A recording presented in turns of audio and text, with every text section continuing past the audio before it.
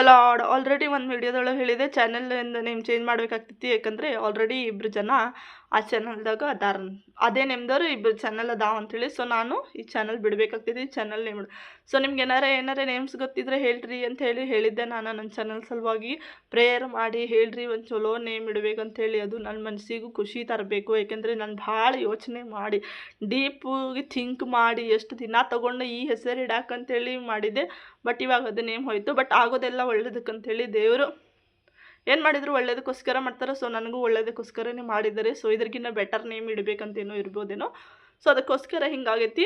No problem, we will find a new name and God will like that name. ದೇವ್ರಿಗೆ ಯಾವ್ದು ಹೆಸರು ಇಷ್ಟ ಐತಿ ಅದನ್ನೇ ಇಡೋಣ, ದೇವ್ರ ಚಿತ್ತದಂತೆ ಇಡೋಣ, ಪ್ರಾರ್ಥನೆ ಮಾಡಿ ಇಡೋಣ ಈ ಸಲ.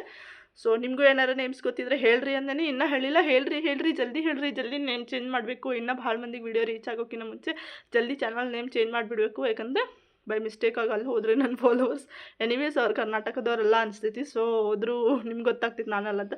ಬಟ್ ಈ ಕನ್ಫ್ಯೂಷನ್ ಇದೆಲ್ಲ ಬೇಡ ನನಗೆ ಸುದ್ದಿ ಅಂತೇಳಿ ನಾನೇ ನೇಮ್ ಚೇಂಜ್ ಮಾಡಬೇಕು, ಜಲ್ದಿ ಮಾಡಬೇಕು. ಸೊ ಗೊತ್ತಿದ್ರೆ ನೇಮ್ಸ್ ಹೇಳ್ರಿ, ಇಲ್ಲ ಪ್ರೇಯರ್ ಮಾಡಿರಿ, ಒಂದು ಚಲೋ ಅಂದ್ರೆ ಚಲೋ ನನ್ನ ಮನಸ್ಸಿಗೆ ಖುಷಿ ಕೊಡುವಂಥ ನೇಮ್ ಸಿಗಲಿ ಅಂಥೇಳಿ. ಯಾಕಂದರೆ ನಾನು ಭಾಳ ಪ್ರೀತಿಯಿಂದ ಭಾಳ ಯೋಚನೆ ಮಾಡಿ ಈ ವಿಡಿಯೋಸ್ಗಳನ್ನ ಸ್ಟಾರ್ಟ್ ಮಾಡತ್ತೀನಿ. ಯೂಟ್ಯೂಬ್ ಸ್ಟಾರ್ಟ್ ಮಾಡೀನಿ ಒಲ್ಲ ಅನ್ಕೊಂತೇಳಿ ಫೈನಲಿ ನಾನು ದೇವ್ರು ಭಾಳ ಫೋರ್ಸ್ ಮಾಡಿದ್ದಕ್ಕೆ ಈ ಚಾನಲ್ ಸ್ಟಾರ್ಟ್ ಮಾಡೀನಿ. ಸೊ ಈ ಚಾನಲಿನ ಹೆಸರು ನನಗೆ ಭಾಳ ಇಂಪಾರ್ಟೆಂಟ್ ಐತಿ. ಸೊ ಪ್ಲೀಸ್ ಪ್ರೇ ಮಾಡಿರಿ ನನ್ನ ಚಾನಲಿಗೆ ಒಂದು ಚಲೋ ಹೆಸರು ಸಿಗಲಿ ಅಂಥೇಳಿ. ದೇವ್ರು ನಿಮ್ಮನ್ನೆಲ್ಲರೂ ಆಶೀರ್ವದಿಸಲಿ. Thanks for watching. Please subscribe. Bye.